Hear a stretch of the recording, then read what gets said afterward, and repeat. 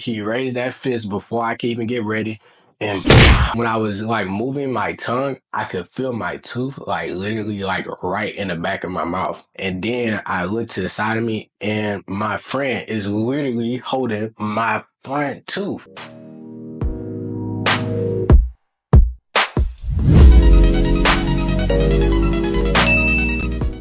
All right, so usually I kind of wait towards the end to kind of bring my point together, but I just want to say this in the beginning because I don't want anything I say during the story to be like misconstrued.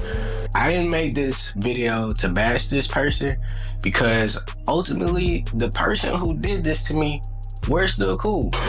Y'all are still cool? Yes, bro, we're still cool. And I was able to get to this point by just forgiving him and putting it past me, which is honestly something you're going to have to do in life if you don't want to continuously beef with people.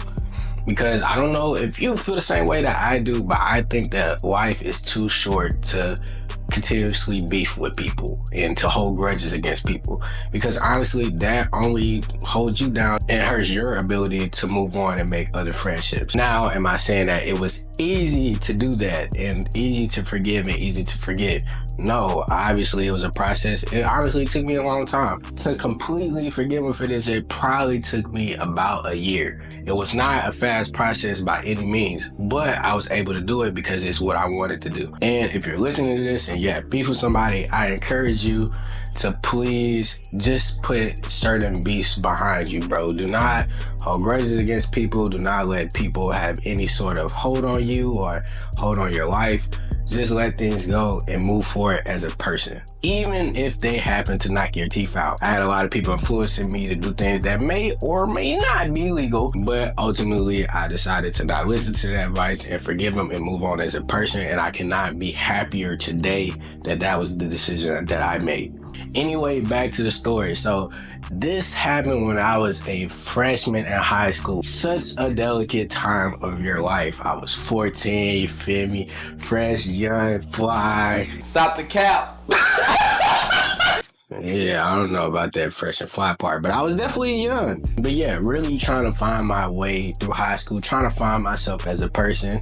And was I able to do that as a freshman? Probably not, but I got a little closer to the destination. As y'all know, during my freshman year, I started wrestling. And when I started wrestling, I became pretty successful as a freshman. I didn't lose very many matches. In fact, I think the entire season, I might have lost only like 3 or 4 matches. Big dog, stop playing. I'm just joking. I literally went against just freshmen and just JV this whole entire year. Honestly, looking back at it, I might have been able to make some varsity matches if this event didn't occur, but it's honestly water under the bridge now. I say that because I actually had to take off like a month or 2 after this happened to like kind of heal, and obviously we wanted like the drama to die down on the team, so it didn't really cause any problem. But you know, again, water under the bridge, we're not worried about that now because I still ended up having a very successful wrestling career. To kind of set up this story, whenever I first started wrestling, I kind of had this mentor. He was a junior at this time and I was a freshman, so he, you know, kind of took me under his wings, showed me the ropes. Really good thing to have as a younger wrestler, younger athlete in general, to have a mentor who kind of shows you the ropes, kind of shows you how to keep your head on the straight and narrow. So it was a relationship I found very valuable. Of course, with this, you know, we were friends. We talked to each other whenever we seen each other in the wrestling room, outside the wrestling room, hung out a little bit. During my freshman year, we would play dodgeball after some tournaments and before some tournaments, just to have fun, you know, team bonding, good thing to do. As you could expect with high school boys, we usually kind of would go off the wall sometimes. So sometimes somebody would just pick up a ball and just, you know, maybe randomly sneak and hit somebody in the head just for no reason, even when the game might not be playing. Obviously, these acts were harmless. We never did it to like try and make anybody mad or really hurt anybody past just like a small level of embarrassment. But it was something we did. And in hindsight, looking back, probably was a bad practice. Anyway, my mentor one day, this was actually a week before this actually happened, he snuck me and hit me in the back of the head with a dodgeball. Again, it's fine. I'm a freshman on the team. You would kind of expect things like this to happen. People are going to joke on you. It's just kind of part of being brought into a team and kind of building that bond. It happens in every sport, I would assume. Oh, let me put some dreads back over my hairline. I ain't got to cut in a little minute. If y'all could tell. Going curly fries on y'all though. My joint ain't hard. Don't play with me. Back to the story. So yeah, he had the week before snuck me, hit me with the dodgeball. And again, week after all, that's kind of how it goes when you're a young person in the sport. You kind of expect people to joke on you.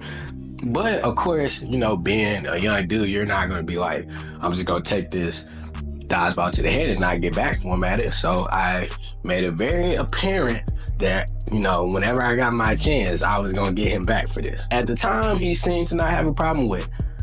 But when it happened, he kind of had a problem with it. It come a week later and we're doing what again? You guessed it, we're playing dodgeball. Of course, we're lining up the balls, I think we had played one game, so we were a little hyped up already over, this team won, this team lost, and I see my opportunity. Immediately, you feel me? I'm creeping. I'm sneaking up on him. He don't even see me coming yet. I reach up, I get that dodgeball, and just boom, throw it at him. I hit him clean in the back of the head. You feel what I'm saying? Nice shot, way better than the initial shot that he got with me. But little did I know what was coming. After I threw this dodgeball at him, I seen him turn around and look like a little mad, which I was kind of confused about because, every other time when we do this, people just kind of like laugh and be like, oh man, you got me, you know how people be. But me, in my playing mode, we're just playing the game. So I don't really expect anybody to actually get upset about getting hit with a dodgeball, especially while we're playing dodgeball. And you slowly began to walk towards me like the Hulk, kind of like this.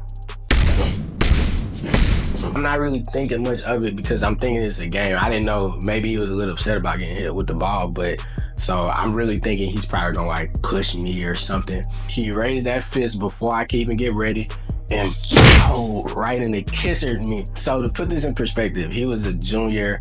I think around this time he was probably like 170, 180, somewhere in that range. And I was like 132. So this was like David versus Goliath for real. And as you could probably expect, I had literally no chance in any fight against him.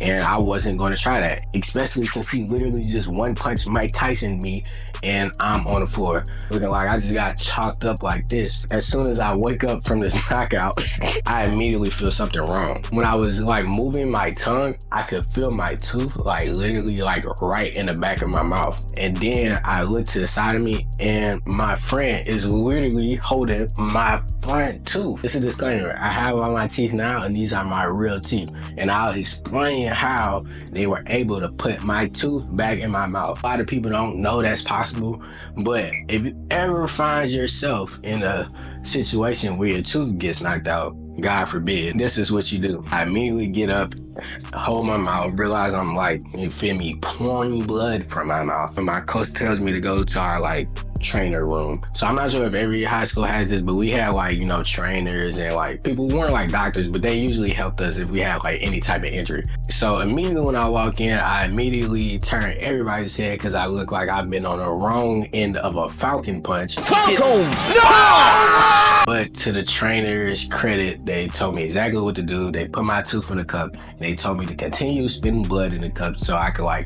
keep the tooth alive. If you ever get your tooth knocked out, you can like spit your like blood or saliva in the cup, and if you're able to get to a dentist quick enough, they'll give the tooth a higher chance of like your body being able to accept it back into your body. So that was kind of our biggest thing at this point in time, kind of not knowing if the tooth was going to be able to go back in my mouth. I was going to have to get fake teeth. I didn't even know why they were telling me to spit blood in my mouth, because actually like when I got to the dentist a little later, I like, after they were like finished doing a little procedure and shooting me up, I was like, how many fake teeth do I have? And he was like, none. And I was like, how?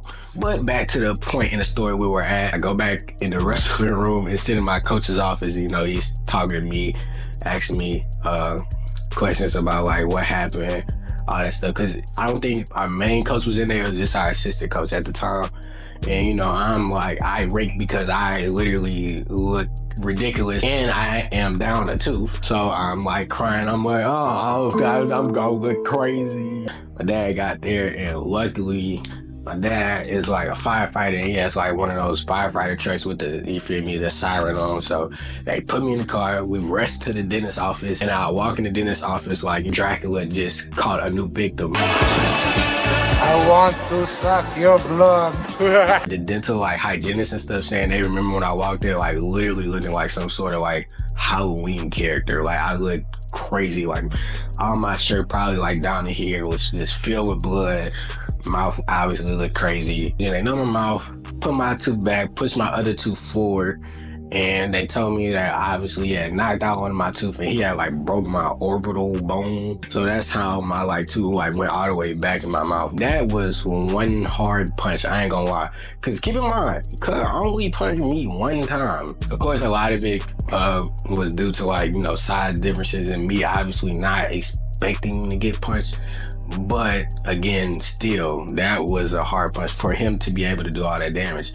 If you didn't know, whenever like your body expects a punch, it actually hardens like the muscles and stuff around your face so that like you don't take as much damage. That's why when you get snuck or like getting hit in the back of the head, you're more likely to get like knocked out or like take even more damage. Anyway, I wake up from the procedure, realize I have the same amount of teeth as I did before I came in, and I was pretty happy about that. But what I wasn't happy about was that I had to wear this like brace on my teeth, and I wasn't actually able to eat real food for like a month and a half. For a month and a half, I literally survived off of smoothies. And needless to say, I lost even more weight. I think I actually got down to like maybe like 120, 122, something like that. I lost a lot of weight. I'm trying to figure out a way to put a picture of my tooth without it like looking like too graphic. I don't know if like YouTube would demonetize it. I could probably post it to Twitter. So if you really want to see the link of what my mouth looked like after this crazy event, I would put a like blurry picture of it right here so you know like it exists. But if you want to see like what it looks like when it really happened with no filter, you go on my Twitter account and you could see it. I'm gonna post a link in the description. After a month and a half, after 2 months, I came back, wrestled as normal, wrestled in tournaments as normal. My teeth were fine. As you can see, again, my grill's still looking pretty good. He was still on the team a little bit after that. I think he got probably suspended for a little bit of time. But again, eventually I made the decision that I thought was the best way to go, to just forgive him and just to move on. And think about it, if I was to try and get back, if I was trying to hurt him in some way or get people to hurt him in some way, what would I have gotten out of that? It doesn't change the reality of the situation that my tooth's still gonna be messed up, my mouth was still gonna be messed up, the event still occurred. I didn't want it to hold me down. I didn't want it to stop me from accomplishing what I wanted to in the sport. If you heard me say that word cool before, again, I feel like everybody makes mistakes. We've all done things probably not the most proud of, but if nobody would have gave us a second chance, where would we be today? So again, if somebody does something to you that you think is wrong, or you think somebody got over on you, bro, just, if you don't want to give them a second chance, just forgive them and move on from the situation, and don't let it dictate your actions in the future, because ultimately by doing that, all you're doing is giving them power over you. That was a story on how I got my teeth knocked out. And again, my teeth are back in my mouth, so don't try and jostle me and say I got fake teeth. No veneers, no nothing. Anyway, if you enjoyed the video, please like, comment, and subscribe. Share the video to your friends, especially if they got their teeth knocked out by chance. Hopefully they haven't, but you know, if they did, you can go ahead and send it to them. Anyway, thank you for tuning in today. I hope you had a good one. I hope you enjoyed the video. Have a good one.